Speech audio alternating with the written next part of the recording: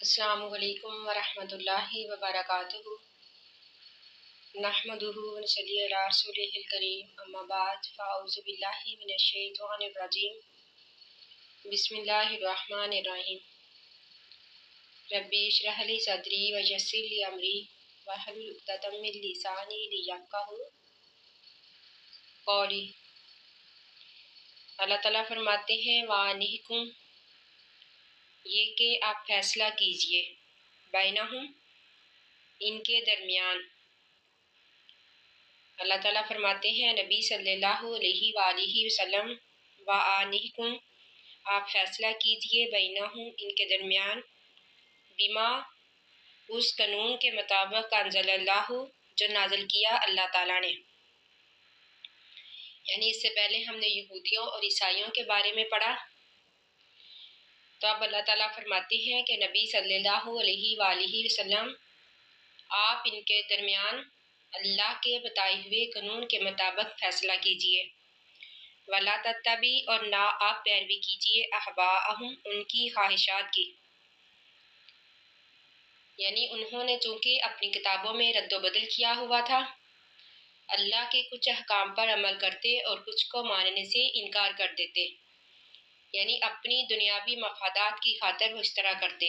تو اللہ تعالیٰ فرماتے ہیں نبی صلی اللہ علیہ وآلہ وسلم آپ ان کی خواہشات کی پرواہ نہ کیجیے، بلکہ ان کے درمیان اللہ کے احکام کے مطابق فیصلہ کیجیے، واحذرہم، اور ان سے بچیے، یعنی ان سے دور رہیے، ان یفتنوک، یہ کہ وہ دور کر دیں گے آپ کو، عن بعض اس حکم سے، ما انزل اللہ، جو نازل کیا اللہ تعالیٰ نے، علیک، آپ کی طرف۔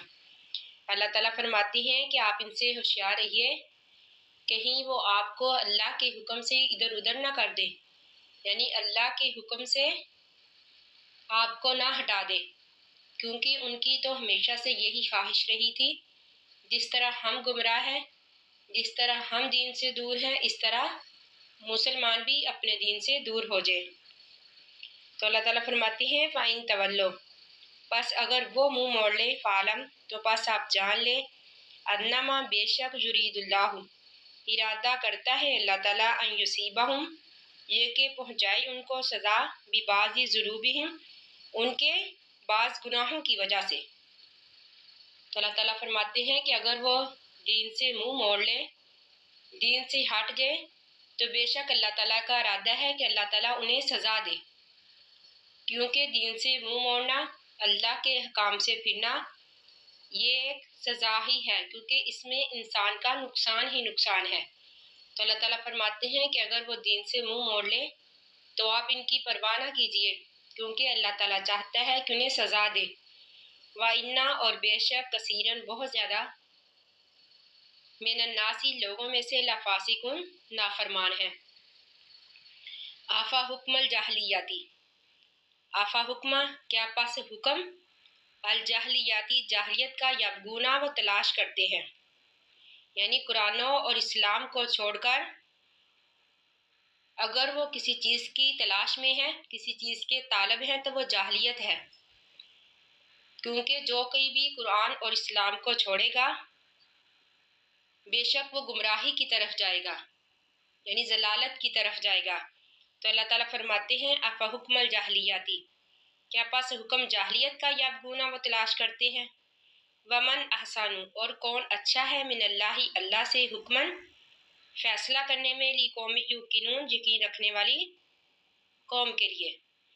یعنی وہ اللہ کے نبی کو چھوڑ کر، اللہ کو چھوڑ کر اپنے فیصلے کروانے کے لیے دوسرے حکمرانوں کے پاس جاتے تھے، یعنی یا قریش کے سرداروں کے پاس جاتے یا پھر یہودی سرداروں کے پاس جاتے۔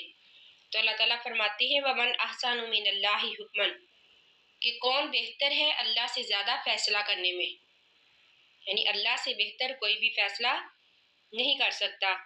حدیث میں ہے کہ نبی اکرم صلی اللہ علیہ وآلہ وسلم نے فرمایا کہ 3 اشخاص اللہ کو سخت ناپسند ہے، پہلا حرم میں الحاد کرنے والا، دوسرا اسلام میں جاہلیت کے طریقے کو تلاش کرنے والا، یعنی اسلام کو چھوڑ کر کسی اور طریقے کو اپنانے والا۔ نمبر 3، کسی کا ناحق خون بہانے والا۔ تو اللہ تعالیٰ فرماتے ہیں یا ایھا الذین، اے لوگو، آمنو جو ایمان لائے، لا تتخذوا، نہ تم بناؤ، الیہودا، یہودیوں کو، والنصارا، اور عیسائیوں کو، اولیاء، دوست۔ یعنی اللہ تعالیٰ نے منع فرما دیا کہ یہودیوں اور عیسائیوں کو دوست نہ بناؤ، کیونکہ یہ مسلمانوں سے بغض رکھتے تھے، مسلمانوں سے عناد رکھتے تھے، اس لیے اللہ تعالیٰ نے منع فرما دیا کہ ان سے دوستی نہ کرو۔ بعض ان کا اولیاء دوست ہے، بعض کا۔ اللہ تعالیٰ فرماتی ہیں یہ آپس میں ہی ایک دوسرے کے دوست ہیں، یہ کسی سے بھی مخلص نہیں ہو سکتے، یعنی کسی سے بھی یہ دوستی نہیں کر سکتے۔ وَمَن يَتَوَلَّهُمْ، جو کہ دوستی کرے گا ان سے، منکم، تم میں سے، فَإِنَّهُ، پس بے شک وہ، منہم، انہی میں سے ہوگا۔ اللہ تعالیٰ فرماتی ہے کہ تم میں سے جو بھی ان سے دوستی کرے گا تو تحقیق وہ انہی میں سے ہوگا۔ ان اللہ، بے شک اللہ تعالیٰ، لا یہدی، نہیں ہدایت دیتے، القوم الظالمین، ظالموں کی قوم کو۔ فَتَرَ الَّذِینَ، پس آپ دیکھیں گے۔ اللہ تعالیٰ ہمارے نبی صلی اللہ علیہ وآلہ وسلم سے مخاطب ہیں۔ اللہ تعالیٰ فرماتے ہیں فَتَرَ الَّذِینَ، پس آپ دیکھیں گے ان لوگوں کو، فی قلوبہم، جن کے دلوں میں مرض، بیماری ہے، یعنی منافقت کی بیماری ہے، جن کے دلوں میں نفاق ہے، یسارعون، وہ جلدی کرتے ہیں، فیہم، ان یہودیوں سے دوستی کرنے میں، یعنی جو منافق ہے وہ جلد ہی ان یہودیوں سے دوستی کر لیتے ہیں۔ یقولون، وہ کہتے ہیں، نخشا، ہم ڈرتے ہیں، ان تصیبنا، یہ کہ نہ پہنچے ہم کو، دائرتن، کوئی مصیبت، یعنی وہ یہ کہتے ہیں کہ ہم یہودیوں سے دوستی اس لیے کرتے ہیں تاکہ ہم پر کوئی مشکل نہ آ جائے، ہم پر کوئی مصیبت نہ آ جائے۔ ان آیات کی شان نزول میں بتایا جاتا ہے کہ حضرت عبادہ بن صامت انصاری رضی اللہ تعالیٰ عنہ اور رئیس المنافقین عبداللہ بن ابی، دونوں ہی شروع سے ہی یہودیوں کے حلیف چلے آ رہے تھے۔ جب بدر میں مسلمانوں کو فتح حاصل ہوئی تو عبداللہ بن ابی نے بھی اسلام کا اظہار کیا، تو لیکن جب بنو قینقاع کے یہودیوں نے تھوڑے دنوں بعد ہی فتنہ شروع کر دیا تو حضرت عبادہ بن صامت انصاری نے تو یہودیوں سے اعلان برات کر لیا، یعنی انہوں نے تو اپنے آپ کو یہودیوں سے بری کر لیا، لیکن عبداللہ بن ابی منافق نے یہودیوں کا ساتھ دیا، یعنی ہر ممکن یہودیوں کو بچانے کی کوشش کی۔ تو اسی لیے اللہ تعالیٰ فرماتے ہیں کہ آپ دیکھیں گے ان لوگوں کو جن کے دلوں میں منافقت کی بیماری ہے، وہ جلد ہی یہودیوں سے دوستی کر لیتے ہیں، وہ کہتے ہیں کہ ہم ڈرتے ہیں یہ کہ نہ پہنچے ہم کو کوئی مصیبت۔ فَعَسَى اللَّهُ، بس قریب ہے اللہ تعالیٰ، ان یاتیہ، یہ کہ لے آئے، بالفاتح، فتح۔ اللہ تعالیٰ فرماتے ہیں کہ شاید کہ اللہ تعالیٰ مسلمانوں کو فتح دے دے، او امرن، یا کوئی اور حکم، من عندہ، اپنی طرف سے، فَيُصْبِحُوا، پس وہ ہو جائیں گے، علی، اس پر، ما اسروا، جو وہ چھپاتے ہیں، فی انفسہم، اپنے نفسوں میں، نادمین، شرمندہ، یعنی پھر لوگ یہ اپنی منافقت پر چھپائیں گے، پچھتائیں گے۔ یعنی اگر اللہ تعالیٰ مسلمانوں کو فتح دے دے، مسلمانوں کو غلبہ دے دے، تو پھر یہ ایسے لوگ ہیں کہ اپنی منافقت پر پچھتائیں گے، وہ کہیں گے کاش کہ ہم مسلمانوں کے ساتھ ہوتے، ہم مسلمانوں کا ساتھ دیتے۔